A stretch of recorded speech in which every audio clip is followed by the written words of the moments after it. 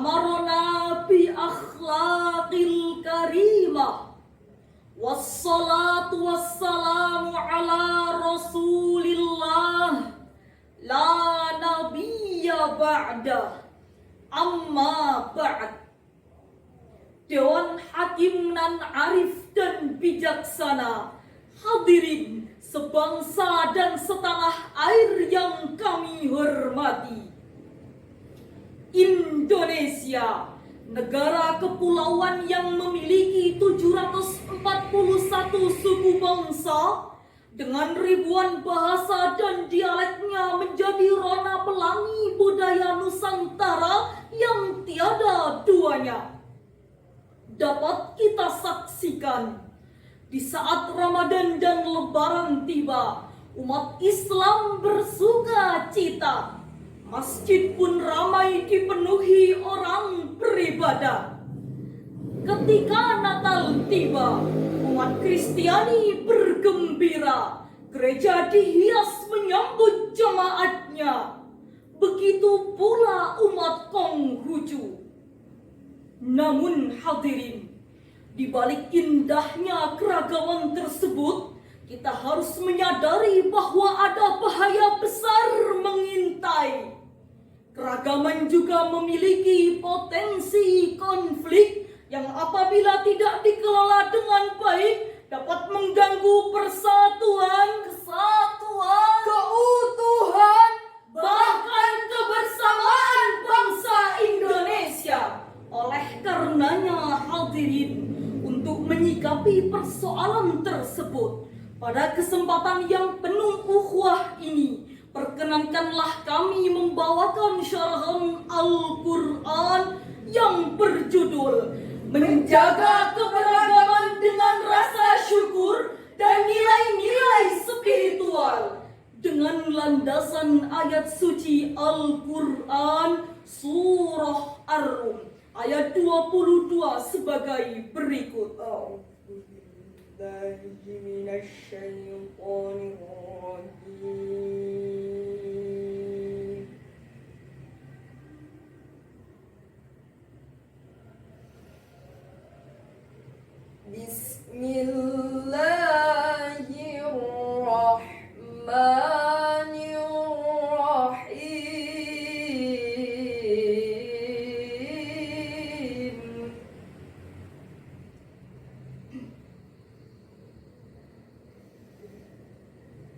ومن آياته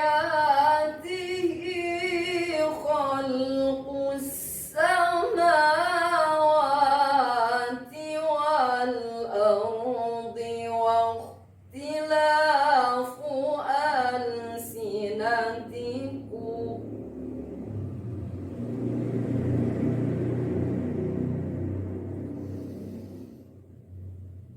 والأرض واختلاف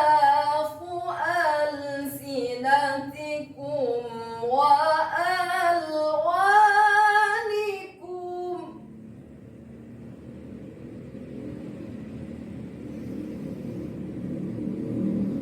إن في ذلك لآيات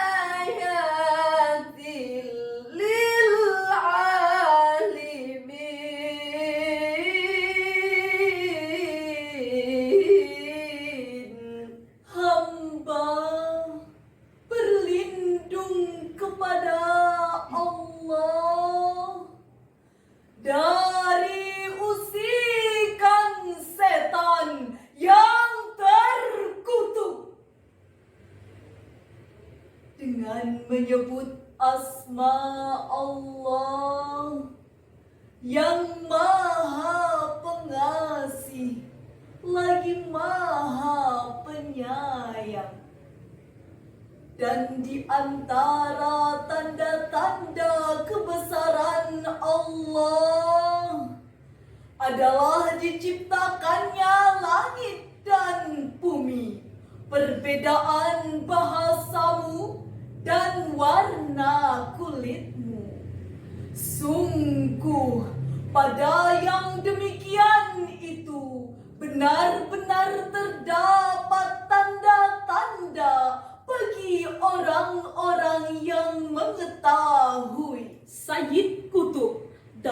kitab tafsirnya Fi Dilalil Quran Juz 9 ayat 139 menjelaskan kandungan ayat ini.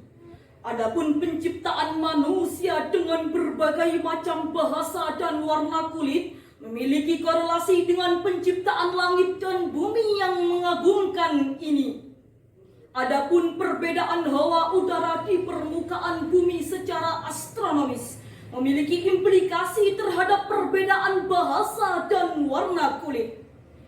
Di antara bukti valid yang bersifat praktis, bagaimana Rasulullah dan juga Al-Quran menghargai perbedaan adalah adanya variasi bacaan Al-Quran yang kita kenal. Rasulullah bersabda, Inna hadzal Qur'an unzila ala sab'ati ahruf. Al-Quran diturunkan dalam 7 dialek bahasa. Islam Indonesia dengan segala karakternya adalah fenomena yang menarik. Hal tersebut setidaknya karena 4 hal. Yang pertama, letak geografis Indonesia yang jauh dari sumber Islam, yaitu negara Arab. Yang kedua, Islam Indonesia tetap eksis meski dijajah Belanda selama 3,5 abad. Yang ketiga, Islam dipeluk oleh mayoritas rakyat Indonesia dan mencatatkan diri sebagai negara dengan populasi penduduk muslim terbesar di dunia. Dan yang keempat, umat Islam hidup berdampingan secara damai dengan pemeluk agama lain. Adalah nyata bahwa Indonesia memiliki sumber daya alam yang melimpah menjadi sasaran perebutan kekuasaan antar kekuatan besar dunia. Di sisi lain, Muslim Indonesia yang mayoritas berpaham Sunni moderat banyak diusik, dipengaruhi, dibid'ahkan, hingga dikafirkan. Mereka menginginkan negeri ini berantakan seperti Yaman dan Suriah, sehingga mereka leluasa menancapkan pengaruhnya atau bahkan menguasainya. Na'udzubillahi min dzalik. Ada baiknya kita coba renungkan derita rakyat Yaman dan Suriah. Betapa hari-hari dilewati dengan suasana mencekam, warga mati terbongkar, kerabat dekat dibantai habis-habisan, bahkan rumah dan gedung sekolah hancur diporak-porandakan. Jangankan berpikir tentang masa depan, esok hari bisa jadi nafas mereka terhenti. Saudaraku, relakah Indonesia ini luluh lantah seperti Yaman dan Suriah? Tentu saja kita tak rela. Oleh karena itu, nikmat Allah berupa kedamaian negeri ini harus kita syukuri dan kita jaga. Jika kita mengabaikan nikmat agung ini, sungguh kita tinggal menghitung hari, maka adab Allah pasti akan terjadi. Demikian maklumat Allah seperti yang tercantum dalam Al-Quran surah Ibrahim ayat 7 sebagai berikut. Wa in ta'azzana rabbukum la in syakartum la azidannakum.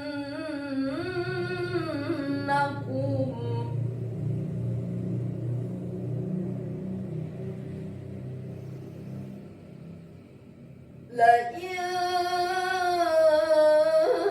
syakartum la azidannakum wa la in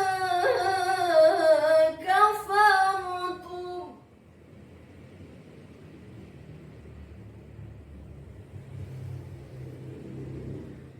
wa la in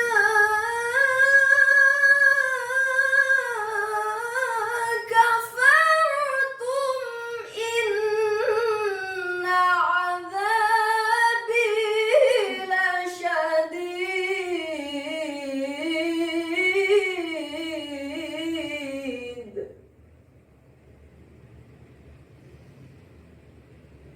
ولئن كفرتم إن عذابي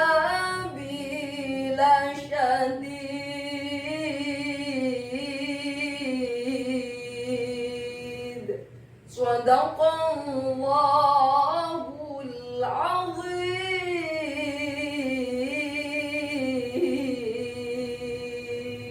Dan ingatlah ketika Tuhanmu memaklumkan, sesungguhnya jika kamu bersyukur, niscaya aku akan menambah nikmat kepadamu.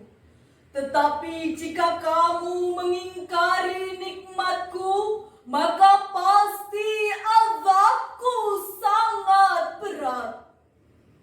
Maha benar Allah dengan segala firman-Nya, dan Ialah yang Maha Agung. Dalam tafsir Al-Qurtubi dijelaskan, فحقيقة الشكر على هذا الاعتراف بالنعمة للمنعم وأن لا يسرف في غير طاعته. hakikat syukur adalah mengakui nikmat Allah yang telah dikaruniakan kepada kita dan menggunakan nikmat tersebut di jalan ketaatannya. Oleh karena itu, marilah kita bersyukur atas nikmat yang luar biasa berupa keanekaragaman dalam bingkai Bhinneka Tunggal Ika yang harus kita syukuri dengan senantiasa menjaganya. Hadirin rahimakumullah, dari uraian di atas dapat kami petik mutiara kesimpulan. Yang pertama, tingkatkan jiwa solidaritas dan toleransi di tengah-tengah keberagaman. Yang kedua, utamakanlah kepentingan bersama, tekan dan minimalisir ego pribadi, kelompok maupun golongan. Yang ketiga, kita harus mewaspadai upaya-upaya oknum yang ingin memecah belah komponen bangsa Indonesia. Dengan seperti itu, hadirin, nikmat Allah harus kita syukuri dengan senantiasa menjaganya. Marilah kita dengarkan syair lagu berikut ini. Indonesia, ragam suku budaya agama, dari Aceh sampai Papua, berada dalam Bhinneka Tunggal Ika. Demikian syarahan yang dapat kami sampaikan. Kalau pedang melukai tubuh, Masih ada harapan sembuh. kalau lisan melukai hati, kemana obat hendak dicari selain pintu maaf yang selalu diberi? Wassalamualaikum warahmatullahi wabarakatuh.